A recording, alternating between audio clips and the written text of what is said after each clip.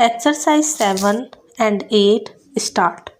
I am pleased to be here at the inaugural session of the India Economic Summit organized by the World Economic Forum and the Confederation of Indian Industry.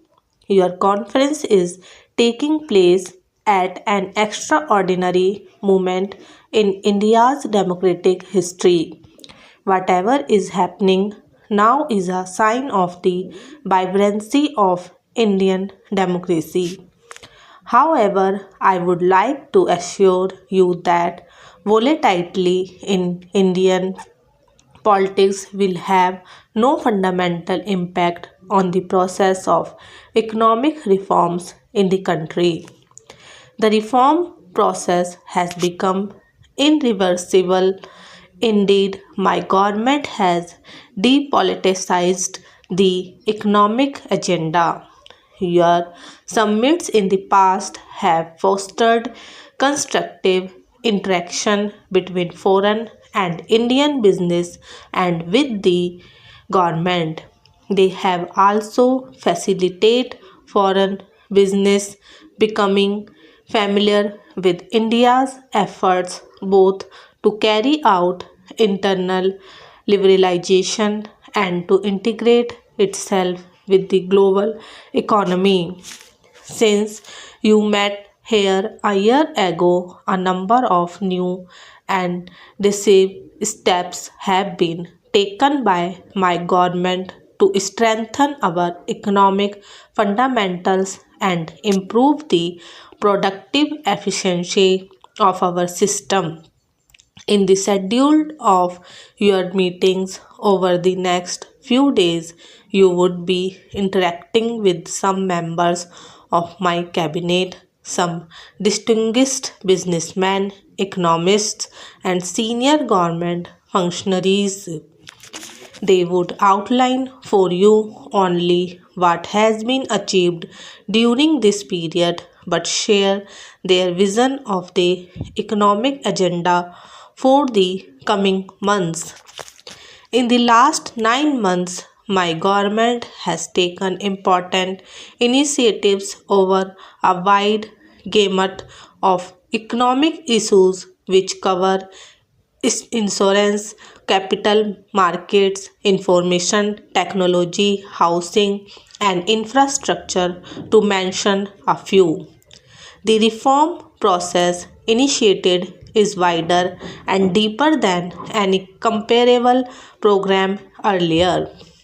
Its multiplier effect would have long-term beneficial impact on the economic and social development of India. We also take some pride and satisfaction that, given the turmoil in the rest of Asia and many other parts of the world, our macroeconomic fundamentals continue to be strong. They create new opportunities for private investment, both domestic and foreign. A GDP growth of well over 5%, inflation below the double digit number, comfortable foreign exchange reserves, positive growth in agriculture, stable exchange rate management, coupled with sectoral initiatives, have reformed the government to a policy of liberalization with suitable checks and balances. I have said to so earlier and would reiterate today that there is no panacea to bring about high rates of economic growth here. Discussions are going on within the Bretton Woods institutions, the United Nations, and other forms of reform of the global economic architecture. We will participate constructively in this dialogue so that the emerging reform process can durably address the malaise that has adversely affected many countries. Such a reform process should help in the evolution of a new financial architecture based on transparency, symmetry of obligations, equity, effective management in the face of rapid flow of large sums of capital around the world and orderly development of world trade for the common good of mankind. Poverty alleviation must remain the central objective of international action. We recognize that globalization is both a reality and an opportunity. We are convinced that nations cannot prosper in isolation and must forge complete complementary relationships based on mutuality of interests. India is committed to the continuation of its policy of liberalization coupled with effective social safety net. We will also pursue policies to maximize the gains from the opportunities which globalization offers while ensuring that credible mechanisms are in place to mitigate the risks that are inherent in the process. Our aim is to be a strong nation so as to be able to live in peace, prosperity, and dignity. We recognize our that the strength of its economy. Whatever we do to strengthen our national economy, we will do it in a manner that will simultaneously strengthen the democratic polity of India.